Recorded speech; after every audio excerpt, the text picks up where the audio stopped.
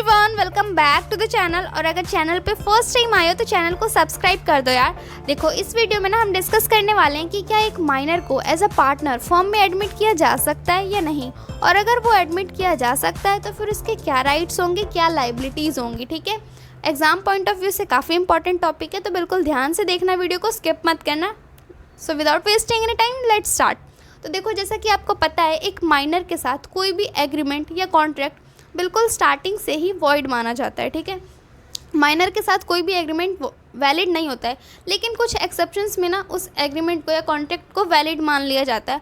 उसी में से एक एक्सेप्शन ये भी है जहाँ पे माइनर को फर्म में एज अ पार्टनर एडमिट किया जा सकता है, लेकिन उसके लिए कुछ कंडीशंस होती हैं। सबसे पहली तो ये कि माइनर को फर्म के बेनिफिट्स के लिए एडमिट किया जाता है, मतलब जो माइनर है वो फर्म के लॉसेस बियर नहीं करेगा, सिर्फ प्रॉफिट्स में अपना शेयर लेगा।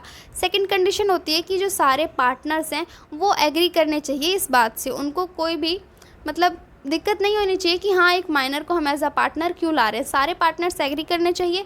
थर्ड है कि जो माइनर है उसके गार्डियंस या पेरेंट्स इस बात से एग्री करते हों, तभी एक माइनर को एज अ पार्टनर फर्म में लाया जा सकता है।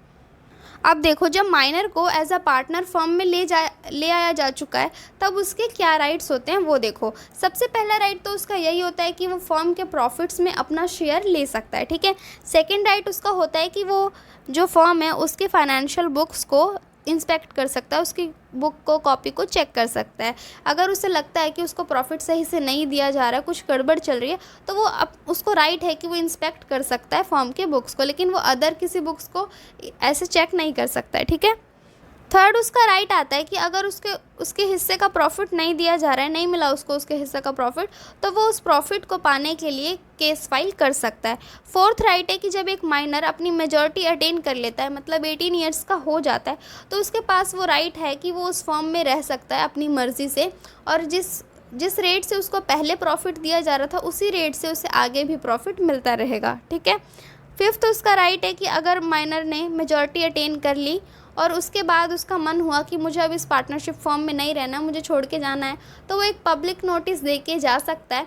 और सपोज़ करो कि उसने फर्म छोड़ी 1 अक्टूबर को, तो 1 अक्टूबर तक का उसका जो भी प्रॉफिट होता है, उन पार्टनर्स ने उसको वो प्रॉफिट नहीं दिया है, तो वो उस प्रॉफिट को पाने के लिए केस फाइल कर सकता है। ये तो हो गए माइनर के सारे राइट्स। अब उसकी क्या लाइबिलिटीज़ होती हैं वो देखो। सबसे पहला तो यही कि माइनर ना जितना उसका प्रॉफिट्स में शेयर होता है, बस उसी अमाउंट तक लायबल रहता है डेट को पे करने के लिए। मतलब अगर उसको 10,000 रुपये का प्रॉफिट मिल रहा था और फर्म को लॉस होता है, तो फर्म उससे बस वो 10,000 रुपये ले सकती है, उससे ज़्यादा वो 1 रुपये भी नहीं देगा। सेकंड उसका लाइबिलिटी ये होती है कि जो भी कोई थर्ड पार्टी होती है जिनसे डेट ले रखा है फर्म ने, पार्टनर्स ने, वो थर्ड पार्टी के लिए कभी भी पर्सनली लायबल नहीं रहता है। माइनर की पर्सनल प्रॉपर्टी को कभी भी यूज़ नहीं किया जाएगा फर्म के डेट को पे करने के लिए। ठीक है, एक और उसकी लाइबिलिटी ये होती है कि देखो, जब फर्म इंसॉल्वेंट हो जाती है तो बाकी सारे पार्टनर्स को भी इंसॉल्वेंट डिक्लेयर कर दिया जाता है, लेकिन एक माइनर को ना कभी भी इंसॉल्वेंट डिक्लेयर नहीं किया जाएगा। ये तो हो गई माइनर के राइट्स और लाइबिलिटीज़। अब जब माइनर मेजॉरिटी अटेन कर लेता है, उसके बाद क्या क्या होता है वो देखो। सबसे पहले तो जब वो मेजॉरिटी अटेन कर लेता है, 18 ईयर्स का हो जाता है, तो विद इन 6th मंथ उसको एक पब्लिक नोटिस देना होता है कि अगर मैं फर्म छोड़ रहा हूँ तो उसको ये बताना होता है कि मैं फर्म छोड़ के जा रहा हूँ।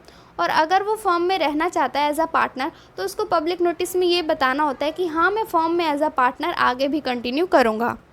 तो जब माइनर फर्म में एज अ पार्टनर रहने का डिसाइड कर लेता है मेजॉरिटी अटेन करने के बाद, तो उसके कुछ राइट्स और लाइबिलिटीज़ गिवन है सेक्शन 30 सबसेक्शन 7 में।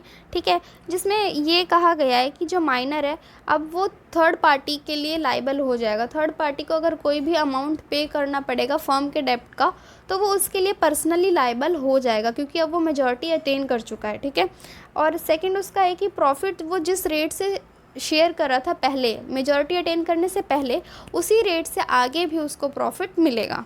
ठीक है, और अगर माइनर डिसाइड करता है कि मुझे अब फर्म में नहीं रहना है, तो उसको एक पब्लिक नोटिस देना होता है कि हाँ मैं अब फर्म छोड़ के जा रहा हूँ।